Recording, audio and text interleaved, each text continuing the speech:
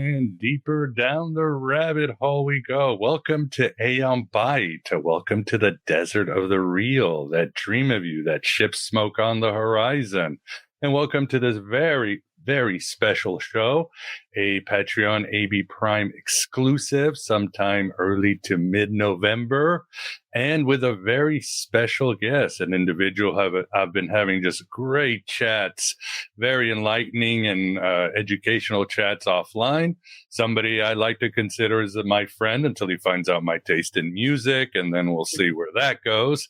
But today, in this moment, in this eternal now, things are good. So I'd like to welcome Ryan Bledsoe. Ryan, how are you? And thanks. I'm on your podcast, which will come out, and welcome to mine. Thank you very much. It's I'm doing good, by the way. Thank you for asking. And I'm really excited to be doing your show, which I've listened to many times, and it is a fantastic show. Oh yeah, it's an honor to have you here.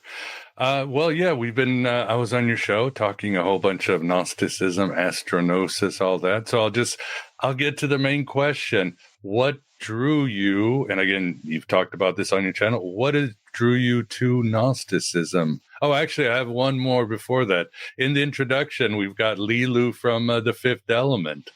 You would say a Sophianic character, right? White lady type. Absolutely. For sure. Yeah. Classic. But what drew you to Gnosticism? First of all, before I address that question, which is a great question, I have to say your intro was awesome. And I felt like I'm like, wow, I wish I had an intro like that. Very cool.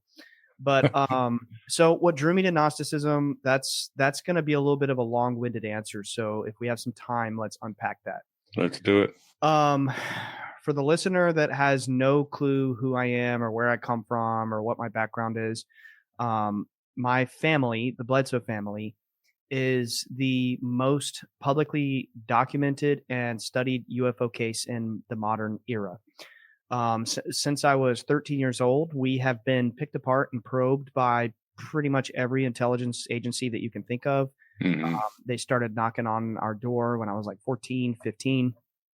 And we started having UFO experiences just out of nowhere in 2007. So I can go into those experiences if you want, but to keep it tailored towards the Gnosticism angle of your question, I'm going to start there, right? So I'm going to kind of breeze past elements of the story. If you want, we can unpack that. That's fine. Yeah. But as time... most listeners know your story. Trust me, you get brought up. Even my friend Joanna Kuyawa, who just released a book called The Alien Goddess, which talks about all the stuff you talk about, the White Lady, Fatima. She references you and your family throughout the book. It's almost like you're part of this modern Gnosticism movement. So, yeah, most of my listeners, 90% know you. You know what's amazing? I listened to that episode with her and I thought it was fantastic. And I haven't read the book and I had no clue that we're even mentioned in it. So now I feel like I need to read the book. And that's an incredible shout out. So thank you for telling me that. No, you'll love it. It's straight up your alley. Yeah. And I think you're right. I think we have found ourselves somehow or another being a part of the modern Gnostic myth. And that's why I'm so passionate about this topic, because we provide a little bit of insight into that sort of story that's been hidden, right? So when this stuff started happening to my family, I was only 13 years old. My siblings and I, we were all really young. We were in school. Chris Jr. was about 17, 18. He was, getting out of school at that age. And then me and my brother were in middle school, my sister in elementary school. So we were really young and we were really impressionable. And we grew up in the Pentecostal church. So if you understand Pentecostal holiness, it is the denomination of Christianity that is very strict. It is very old-fashioned. If you think of a scale of strictness of Christian belief, there's like Amish at the top probably, right? They live in some other community somewhere away from society. They have horses and no phones and all that stuff. Then you have Mennonites, kind of like Amish in their belief, but they're not as ascetic. They still participate in society. And then you have Pentecostal holiness, which is like, barely removed from that. And the women to this day wear skirts to their ankles. I'm not knocking anybody. I'm just painting a picture here, right? So they wear skirts to their ankles. There's no jewelry. There's no makeup. It is a very literal, fundamental interpretation of the Bible. There is no room for error in the scripture. It is a very strict adherence to old-fashioned fundamental Christianity. You cannot question if the earth is 6,000 years old. That kind of thing. Very strict beliefs. And that's how I grew up. So imagine that paradigm, and then all of a sudden you start seeing interdimensional beings just pop up on the visible spectrum. And you get swarmed by people in the intelligence communities, religious academics, CIA and military and Department of Defense officers coming and asking questions, not to mention, telepathic messages from the beings and over and over. So I had a really unique and strange childhood that I was on top of already being very religious and I would say like connected to God in that way. I was also always an out of the box thinker and always a big reader and very studious. And I as a child, I was known to like read a book in a day and remember every word. Mm-hmm. So something within me wasn't clicking when I started to see these beings with my own eyes at the age of 13. And then the pastor coming to our house and throwing holy oil in my father's face to exorcise the devil out of him. Whoa. And I was in the room when that happened. And I remember in middle school thinking of the horror of this scene and having the presence of mind to know then this is the kind of thing that happens in films like The Exorcist. Why is he doing this to my father? He's a good man. He's not evil. Why is this happening? Right. So at that age, I started to have this cognitive dissonance where I knew that this phenomenon was spiritual. I knew that it was good and it was angelic, but I also knew that something about the church and the model I was in wasn't right, and I just remember my teenage years not knowing where to look for evidence of this UFO thing other than the cheesy TV shows at the time and flipping through the Bible, looking at stories of Ezekiel, or the book of Enoch, or, the story of Moses with the pillar of fire by night and the cloud by day. I'm like, what's happening? I don't quite understand this. And for 5 years, my family calls this the 5 years of darkness. And it was a period where so much stuff was happening to us and so much investigation and criticism and ridicule was happening and shunning by the church. And we were like in this period of sort of existential horror where we weren't 100% sure the scope of everything. And then in 2012, it was actually Easter 2012 at 3 a.m. My father is awoken by this voice that says, "Arise." Mm-hmm. He gets out of bed.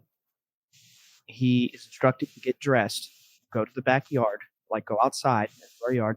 And there are these 3 beings there, these 3 7 to 8 foot tall beings. And they lead him through our property, through the woods. We lived out in the country of North Carolina. We're simple country people out on the border of town. Mm-hmm. And he goes through the woods on our property, and he goes back to this dog kennel in our yard. My grandfather was our next door neighbor, and my family, the Bledsoes, the profound, prolific hunters in our community. Mm-hmm. Dogs, you name it. So we had this kennel with all these hound dogs that all of our extended family would store on our property. Before he gets to this kennel, these 3 beings handed him this little object, and it was very weird, had no head or tail or legs. It was my dad always describes it like, imagine the torso of a chihuahua, but it's spiky. Mm-hmm. He's holding it, and these beings they give it to him, and they're like, "This is your burden. Don't lose this." And he's holding it, and it's like gnashing at his hands, and it's really uncomfortable, and it's like stinging and biting him. And he's like, "Oh, this is really weird." So he walks to the kennel in our backyard. He throws it in the kennel. He shuts the cage, And he turns around and there's this rush of wind and there's this ethereal bull that appears, this massive, full-size, translucent ethereal bull, and it rushes through him with this gush of wind and knocks my father on his back. He rolls over and he goes to get up on his hands and knees, and before he is able to even stand, there's this lady, this shining, glowing, floating lady sitting. Her feet were at his gaze when he was on his hands and knees. 4 foot off the ground, and she's about 4 foot tall. And she has blonde hair and blue eyes, right? And she says, you know why I'm here. Go into the message. Let me pause there and take a slight step back. So that weekend, remember, this all started for my family in 2007, okay? And we would go on to see thousands and thousands of orbs and supernatural things throughout that time. People from NASA coming to investigate us, people from, CIA, DIA, whatever. There was a documentary put out to smear us on the Discovery Channel. All kinds of things were unfolding in this time period. And it was like horror for my family. Social services was called on us. We were getting mocked in school. My parents' marriage almost split up. Hard time, right? So that weekend, Easter of 2012, my sister was in high school at this point, and she came home from school and crying. Someone had made fun of her for, being the weird alien kid. So that weekend, my dad goes out to the sky and he curses the sky and he says, "Thank you for healing me of my Crohn's disease, but I don't want to see you or deal with you ever again. You don't let me photograph you. My children are being mocked. I don't want to deal with this. Leave me alone and don't ever appear again. I'm done." So back to that present moment in 2012, right? This feminine entity tells him, she says, "You know, I'm here. This story is your burden. You have to go out and tell your story. And if you don't, you will have blood on your hands like Joel the Watchman." And she related it to the scripture of Joel the Watchman, where he didn't blow the trumpet and warned that the enemies were coming and all of his people were slaughtered, and he was guilty, like he was the one responsible for their death. So she impressed upon him, you have to tell your story. You can't quit. From here forward, we're going to help you. We're going to back you up. She said that her name was Hathor, and that throughout time she had been known by many names across many cultures, that she was the secret missing part of the Holy Trinity, that she was known as the Comforter and the Holy Spirit and the Divine Feminine, and that she was the mother of all creation and the manifestation of love since before the existence of the physical universe. And she said that Amun-Ra was the hidden one. And she even flashed the image in his mind of the name Pitta or Ta. And she impressed upon him this Egyptian sense, right? And then she said, the age of Aquarius is coming, that there will be a time where humanity will enter into a new way of thinking and being. And right now we are trapped in a vibration of fear, that mankind is suffering because we're in this polarity of fear, and it's affecting us so much so that it's harming the earth, and that the earth is a living being, and that it has a vibrational field that we are entangled with. And depending on our collective polarity, or whatever you want to call it, it affects the earth. But the earth is encoded to preserve itself. So if we continue to harm the earth, it will shake us off like fleas on a dog. And that we must change to love. She said there's only love and fear. And that this story is about love, and it's about the truth of God and consciousness, and where we come from, basically. And that she said, as it is written, so shall it be, in reference to the book of Revelation.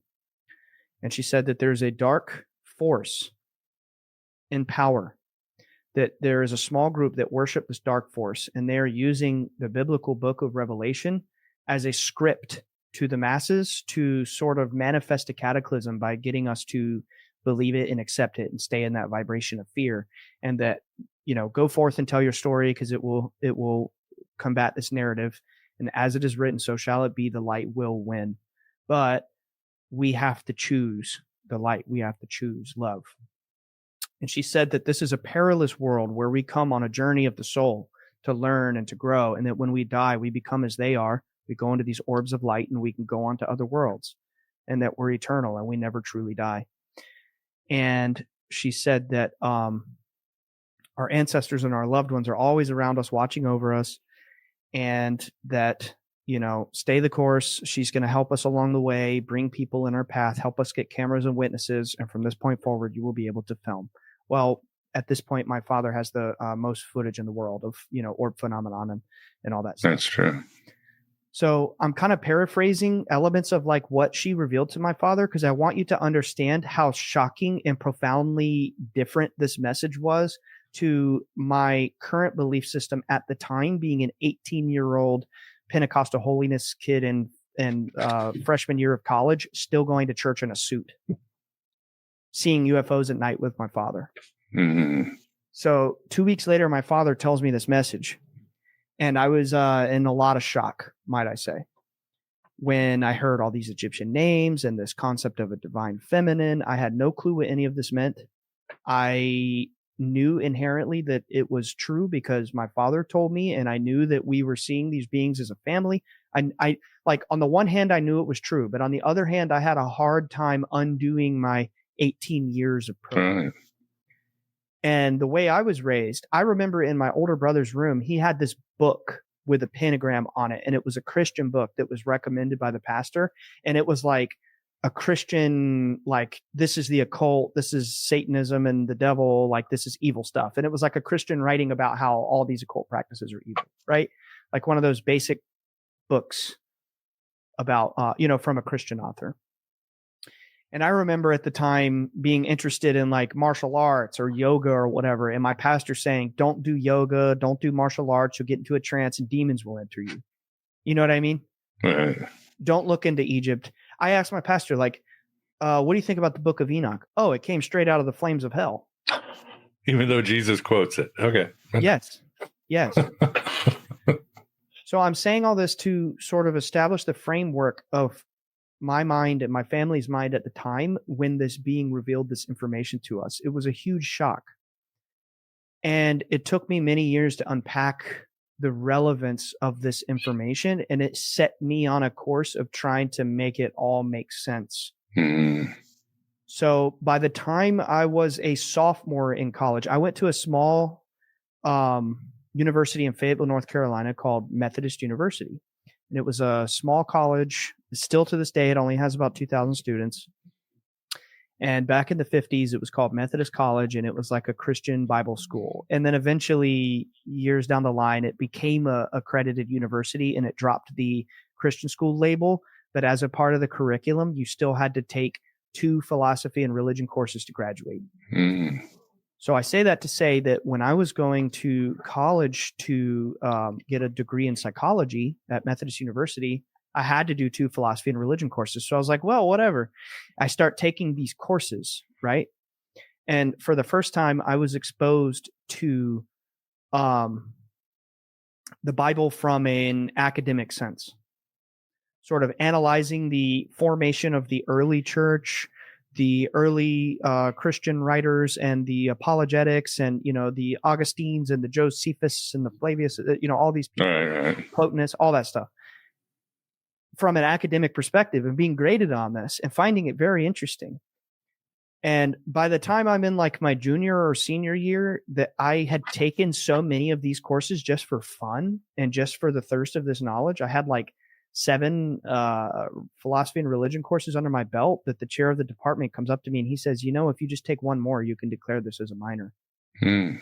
And it was this whole new world that opened up for me, right? But the point I make to stop spinning about the college thing, to get back to your question, that was where I was first introduced to Gnosticism.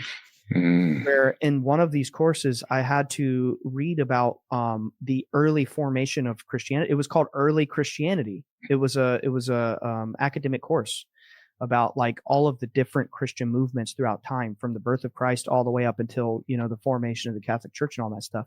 And we had to study like the Marcionites, the Ebionites, the Gnostic movement. And I'm taking tests on this and writing, papers and doing little essays and all this stuff and having to memorize these terms. And it was exposed to me at a basic sense at that point.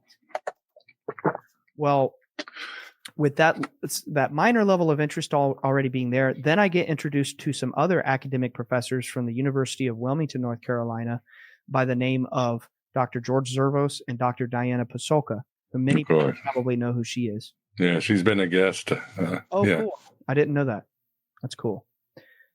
So, and by this time I'm about 19. I'm talking to them and they're just casually mentioning Gnosticism. I'm like, I know that. I'm taking a course on that. It just kind of synchronistically came together. So I'm finding out about this for the first time and understanding, wait, there's these 50 scrolls, 52 scrolls that are an alternative version of Jesus. And, this whole thing. And it was so new to me. And I started to dive into that and it's like, wow, the rest is history.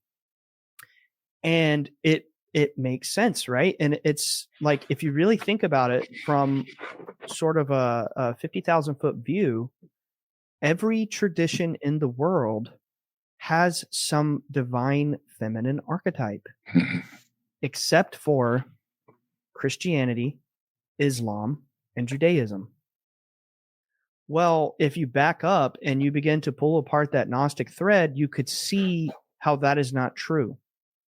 And it, in fact, did have that divine feminine element. And I don't need to even explain that to your viewer. This is the biggest, best, brightest Gnostic podcast in the world. They understand the Sophia and, the doctrine of Gnosticism very well. But when you pull that thread, you start to understand, wait a minute, they removed this. This makes sense. This thing that this entity was telling my father is not, in fact, some blasphemous sacrilege, but it's truth that we have been lied to about. It's been taken from us, So to answer your question, that's how I got into Gnosticism. It was like my belief system being shattered by interdimensional entities, and then me being the kind of kid who had to read. I had to make it make sense. And that thing was Gnosticism. Well said, and thanks for sharing. And yes, on your podcast, we discuss how Gnosticism and ufology are just made for each other. Something scholars have noticed. It's, history's first UFO cult, and the idea of Sophia's rescue operation. We talked about, again, the white lady who appears to the Cathars and the Pyrenees and to all these sects across history, just telling us we're part of Sophia's rescue operation, and she's here trying to gather her sparks. And there's been more Marian apparitions than ever in the last 100 years. The message is there, and I'm so happy that you and your family are getting it and taking it out, because our very consciousness depends on it. But Ryan, again, we talked about that, but as I talked before, I wanted to get your take on everybody's favorite villain these days, and that's the Archons. And yes, the Gnostics had a pretty serious and Lovecraftian, scary idea of the Archons, but of course that's been innovated, right? From Carlos Castañeda to David Icke to John Lamb Lash. So many people know that the idea of the Archons makes more sense than some guys with pitchforks in hell, like poking your butt for 1 billion years or something. What do you tell people when they ask you, what do you think of the Gnostic Archons? I think it's very real.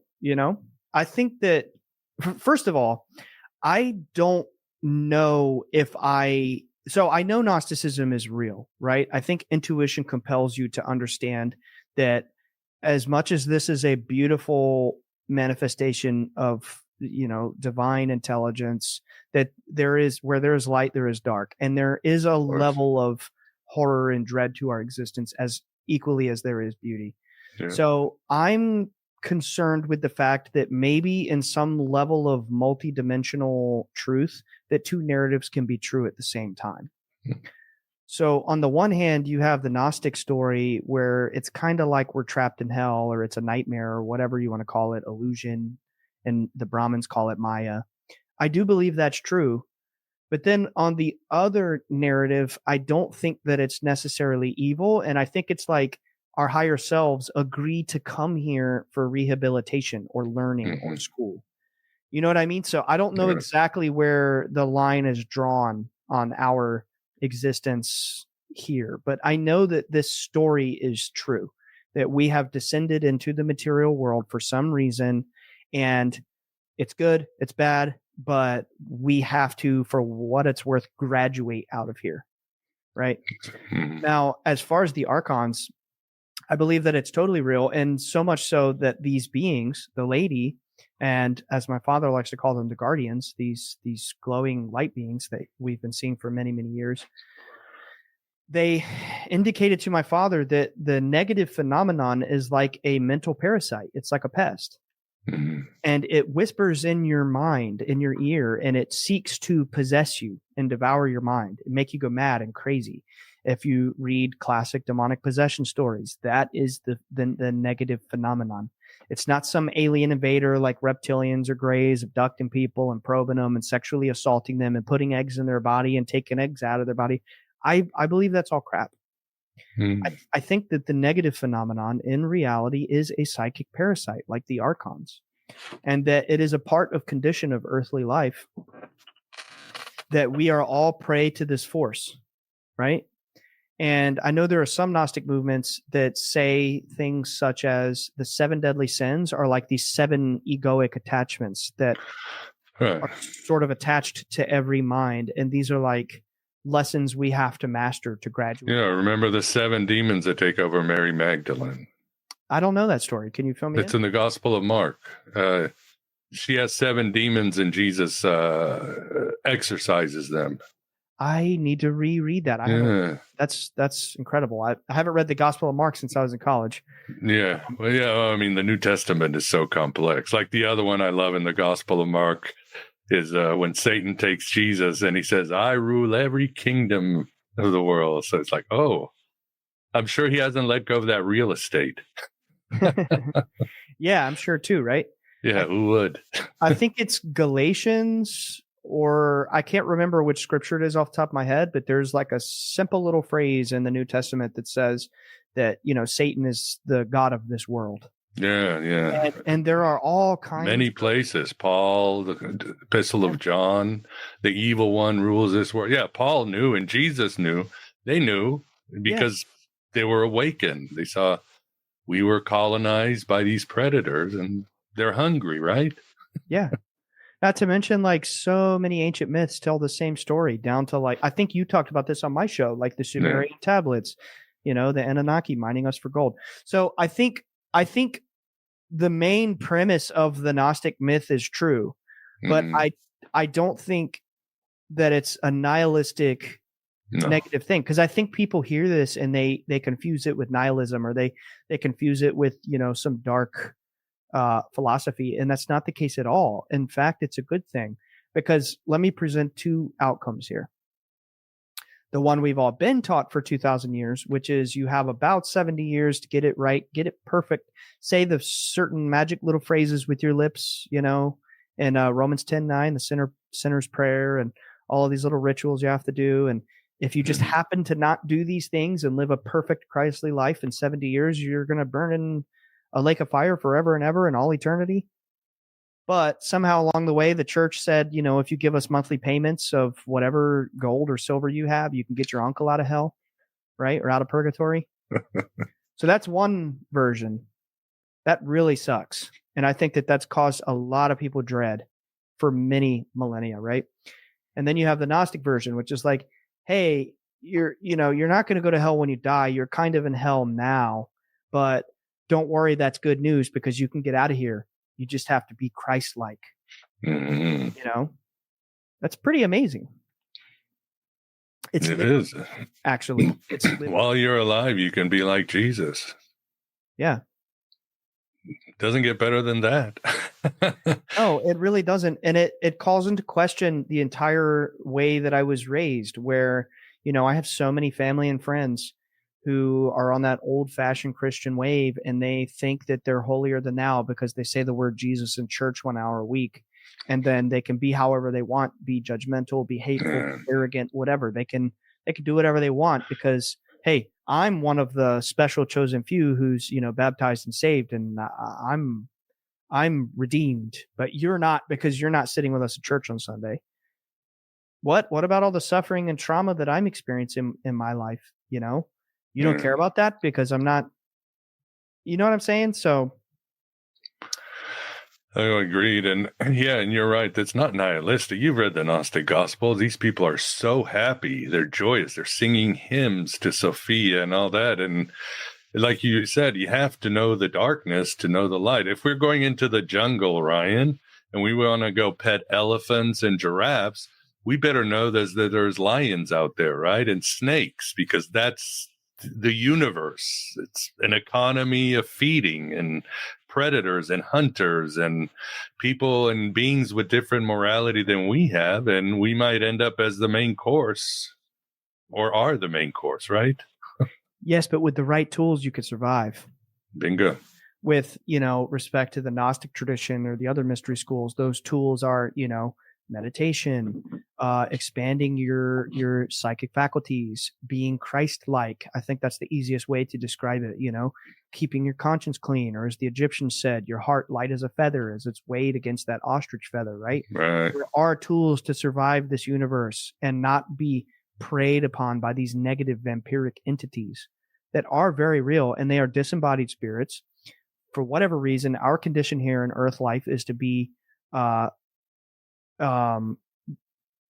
victim to them in some capacity until we realize this. It's like they say, achieve Gnosis, right? You become illumined. You realize the truth. Oh, crap. I'm in hell now. Figuratively speaking.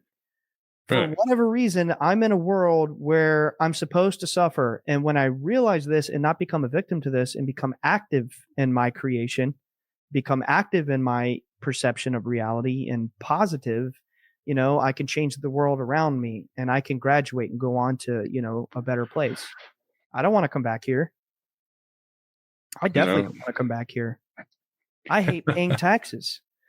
I really do. Death and taxes. Who thought of that? What God did this? It's terrible. It's terrible. There's so many things that I'm just like, I'm done with this. I don't want to come back here. I hate having to do XYZ things to feed the matrix system, So I don't think that's bad news when you find out that hell is not there. It's now. It's not there. It's here. But it can be heaven too if you do the work, right? Amen. If you do that inner alchemy and you go through that transmutation. And I think, to go back to your original question, Gnosticism is so important because I think in some way, I believe religion has done good for humanity. And it's, there's many levels of being here. There's people who are like leaders and followers. And there are some people who, for whatever reason, they can't figure things out on their own. So it needs to be distilled for them. And that's okay. And that's just a condition of earth life. So there are many people who need religion. But in many ways, religion has also cursed humanity because of the restrictions that it has put on our mind and our understanding of the afterlife and eternity and reality and existence, right? So I really believe the current of truth lies within the mystery schools.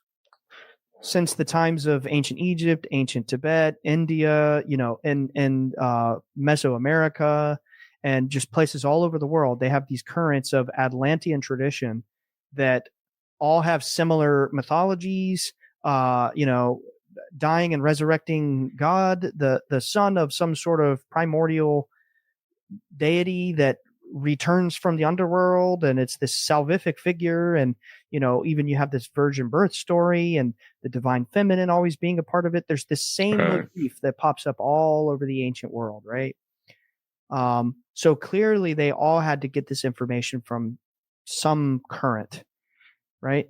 And I think that throughout the ancient time, it was just understood that it was either you were awake or you were not.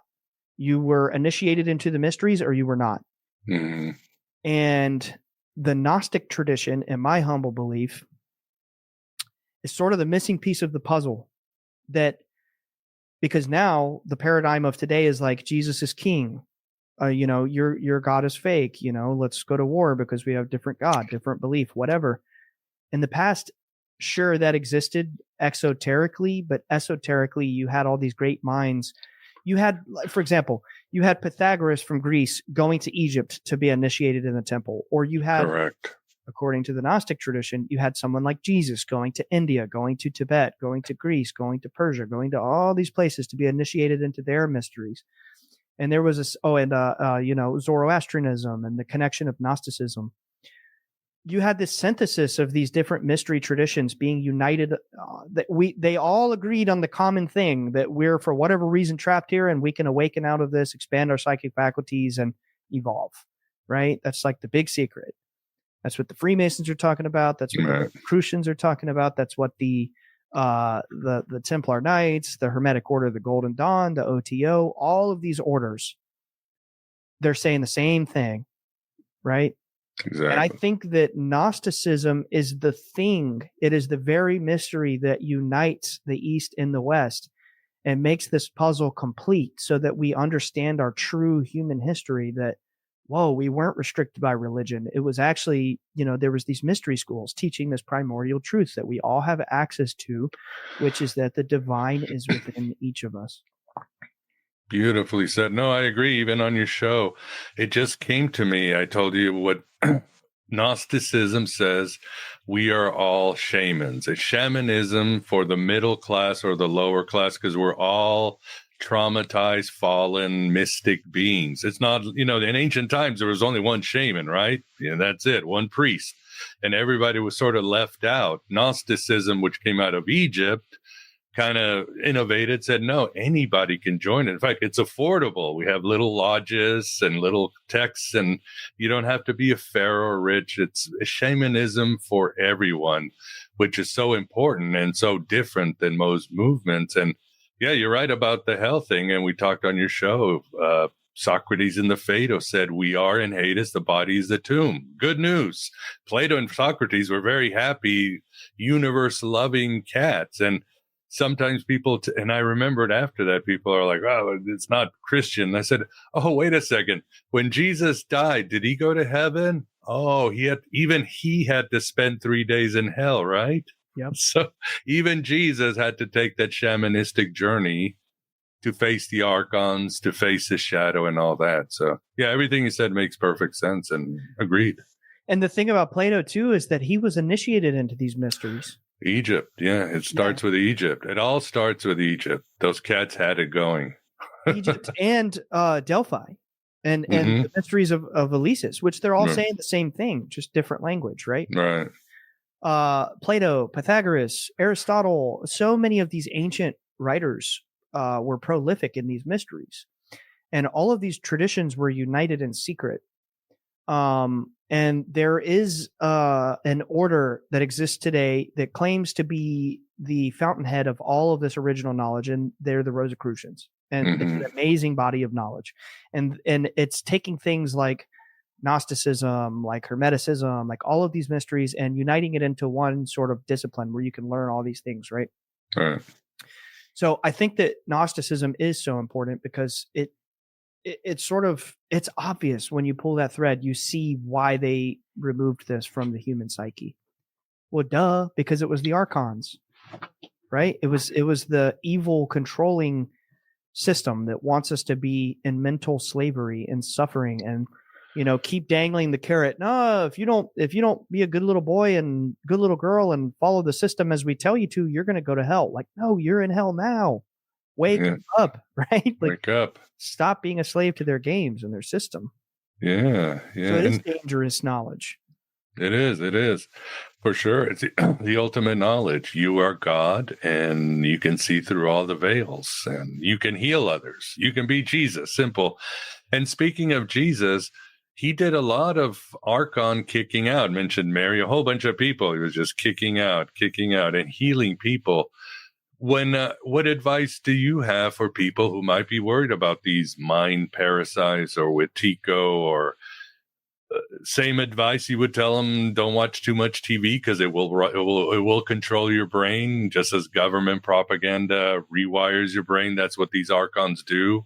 One way or another, they're going to attack you. What advice you mentioned? Meditation. What other things do you advise to people? Well, I'm certainly not perfect, and no, none of us are. I go through my own cycles of negativity and feeling depression, just like everybody else. I think everybody is prone to cycles of highs and lows, or feeling positive and negative, and it's just this cosmic pendulum that swings, and everybody experiences this. Amen. And there is no recipe, in my opinion, to perfectly be happy all the time.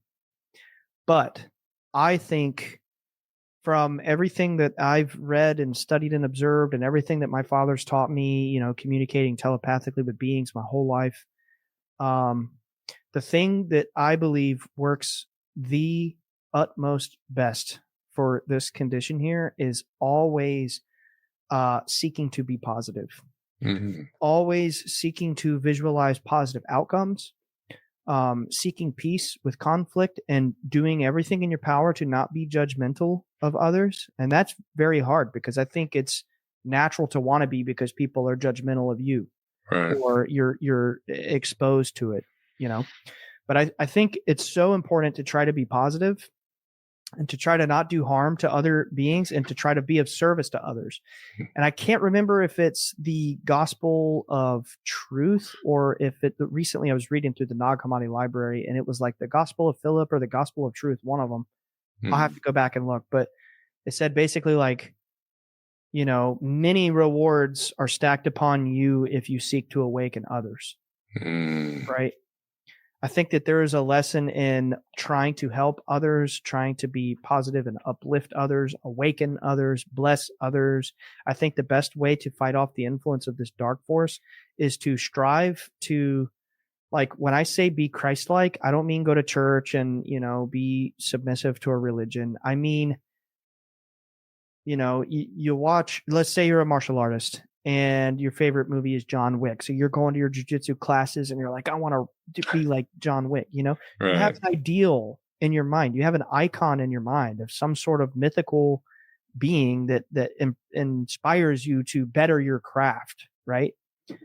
Well, I think in spiritual living, Christ should be that icon, not for you to literally worship, but for you to have this ideal, this superhero in your mind that inspires you to want to be better. Maybe I should always seek peace and not be so hateful to people when they lash out at me. Maybe I should be more merciful. Maybe I should be more forgiving and honest. Maybe I shouldn't be so, immoral and, lying and cheating and stealing and being a victim to, and people get uncomfortable about this one, but sexual immorality, right? I think we have to take these aspects of ourselves and we have to do what we can to refine them and try to better ourselves. And I think that is how you fight the dark force, is that you focus on yourself in every way that you can to be better, be more positive, be more light, be more free, be more loving, be less judgmental, be more like Christ. Well said. Yeah, when I'm working sometimes with alcoholics and drug addicts, they're asking, well, what do I do all day? I said, make sure you go to bed with a clean conscience. And then it clicks. It's hard, but it's so rewarding, isn't it, right? To be able to lay down at night and say, you know what? I did well today. I didn't F things up. I did the best I could, and I was a good person. Then you get a good night of sleep, which as we get older, that's a reward, isn't it? Yes. Yes. It gets hard and hard. What about the idea of faith? I used to poo-poo it as I left Christianity, but these days I like faith as in trust. Yes. Not, I like faith and I like the concept of grace. I think there is the grace of whatever, the higher beings, God, whatever you want to call it. It can help you and transform you. What do you think, Ryan? I agree. I think that people get confused about faith and they think it's like, well, faith means belief. I have faith in God. I believe it's real. That's not what faith is to me. To me, faith is a tool. Faith is something that you rely on when you're struggling. Faith is active. It means, okay, my life is really hard right now. I'm really going through it. I don't see a way out of this and I'm feeling very negative. I have no choice but to surrender and just believe and trust that there is something guiding me here. That no matter how bleak it seems, there is something up there helping me, and I have no better alternative than to just trust a higher power. To me, that is faith. Faith is trusting that there is some sort of guidance that, although it is hard, is helping you, is going to make sure that you make it to the other side, and is actually arranging things in your favor. And that tool alone is the only way that I've survived some of the hardest things in my life, which, I've, not to be a pity party, but I've been through some really hard things at some points. That's the only thing that got me through it, was faith, and in that sense. So I think faith is a good thing. I think it's a very powerful tool, and it's very misunderstood. Yeah, there's this quote from the Gospel of Hebrews that I always like. Now, faith is confidence in what we hope for and assurance about what we do not see. Or sometimes it says trust. Trust in what we hope for and trust in what we do not see, which half of the time you don't see them, but you have trust. You could easily just, you know what I mean, come up with excuses and rationales and all that, but you have a trust in the process. And I'm sure it's been very hard for you, Ryan, all your life, because like I said, you're being called a kook, an enemy of the state, everything under the sun that people could call anybody, right? From the religious, the secular, the press, I'm sure the New Agers probably don't like you either. Well, they do now. They do now, but at some point you were like, this is dangerous, which Gnosis is. It's dangerous. Yes, it is.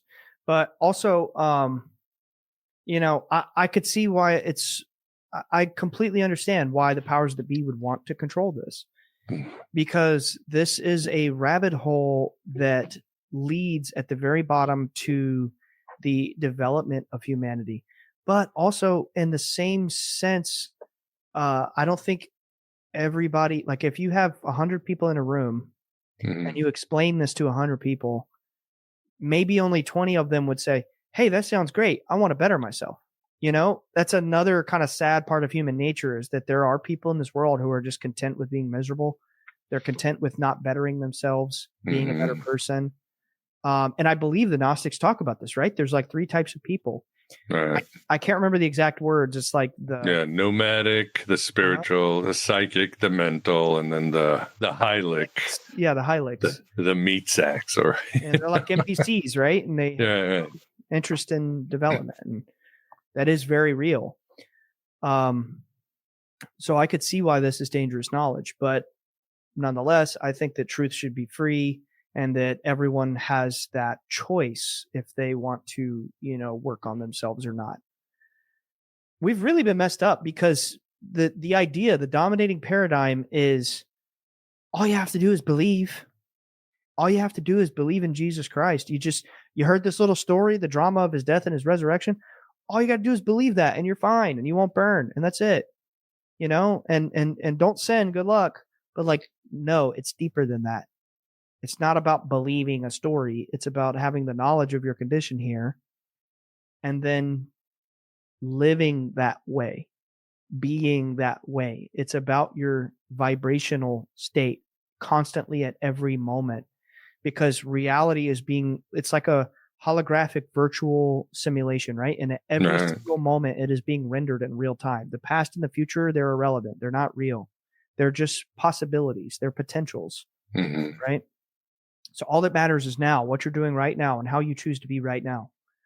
And how you choose to be right now affects all the potential manifestations of, the future that you will experience as the present when that time comes.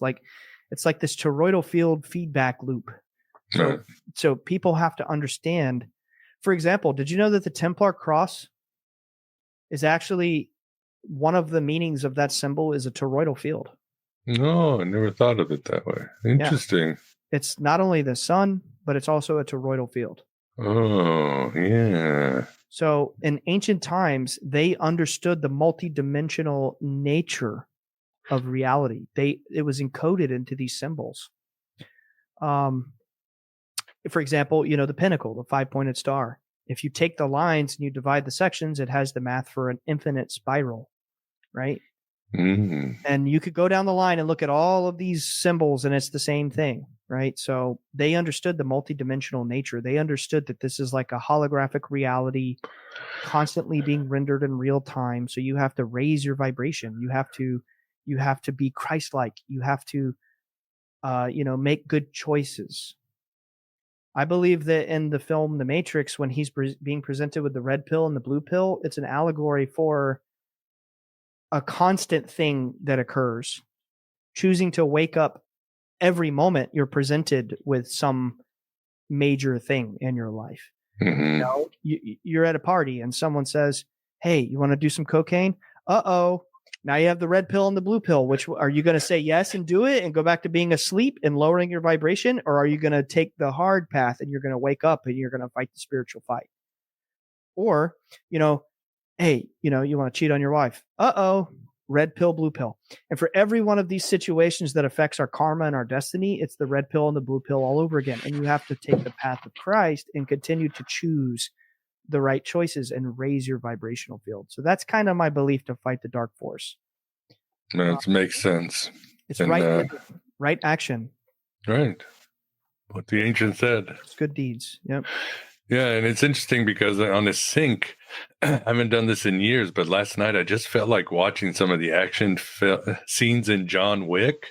I don't know why. You just mentioned him, and my next question was about movies. You brought up The Matrix, of course. That's our, as I joked about it the other day, it's interesting that our greatest Western myths, modern Western myths, are The Matrix, John Carpenter's They Live, and some of his other Gnostic movies, and Philip K. Dick adaptations, Blade Runner, Total Recall, Minority Report, Men in the Night, you know, stuff that people talk about at the coffee shop, or we talk about in our daily lives, or concepts that science is chasing, whether it's Elon Musk or Neil deGrasse Tyson. So these Gnostic movies are very powerful. And you texted me and told me, yeah, you got to watch the Netflix Frankenstein. Yes. Which the novel is very Gnostic, but you like the movie? I haven't watched it yet. Oh, it's fantastic. It's 100% Gnostic. Mm-hmm. And, you know, I've actually read the novel and it's a fantastic novel, but I didn't know that the original title for Frankenstein was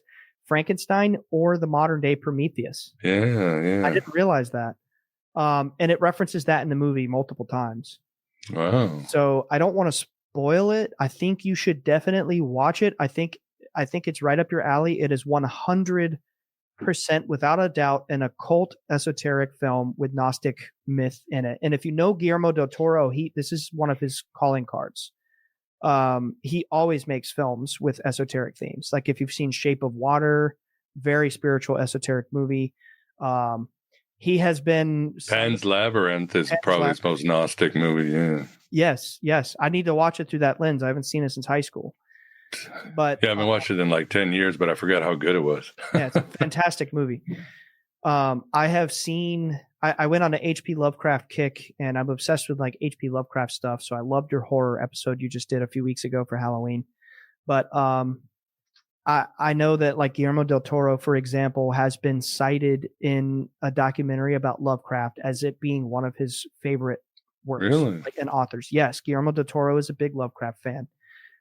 Which if you pull that thread, you know, people that are attracted to Lovecraft work, they probably have an inkling for the esoteric and these kinds of existential myths, right?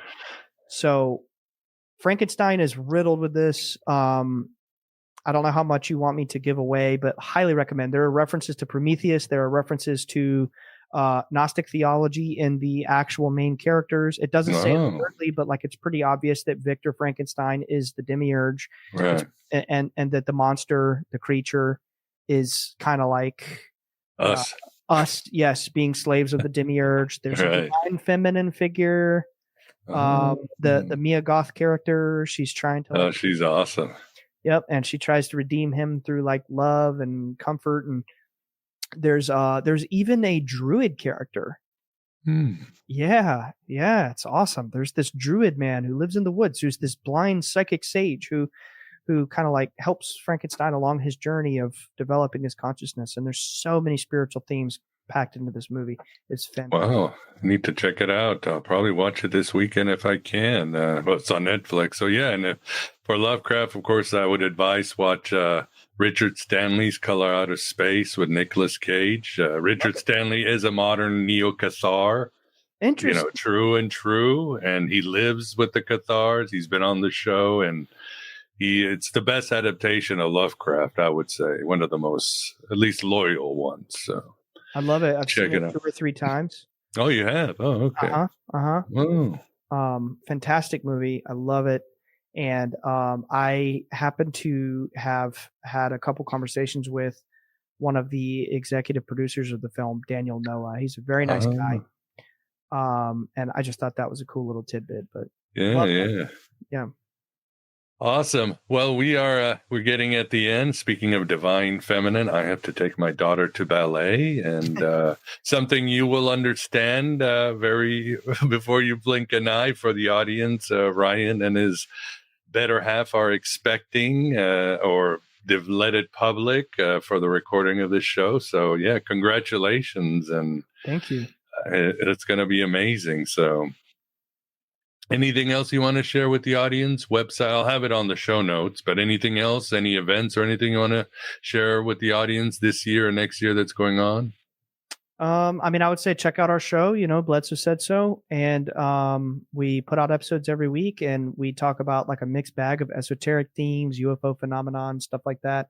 I am now a certified outreach instructor with the Monroe Institute. So check out my social medias I'm in the process of developing a website to put those trainings up there, but I'm actually doing Monroe Institute programs with people, which is a really cool thing.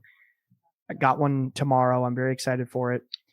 And the last thing I would say is I don't think people should necessarily be so hard on themselves on their journey. And I think what's most important is like what Zoroaster said, just good thoughts, good words, good deeds, right? Just always strive to be a better person. And growth is not linear. And if you stumble, it's all right. Just get back up. But most importantly, don't give up.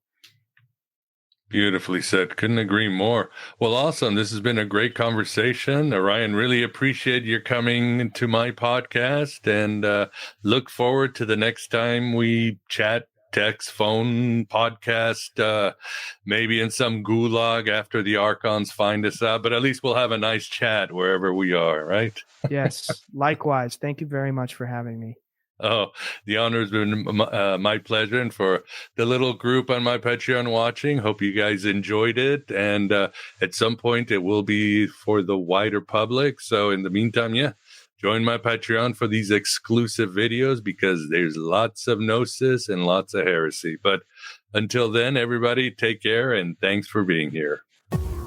Join Patreon, AB Prime, or Red Circle, and get the full episode and podcast summary and other cool bonuses.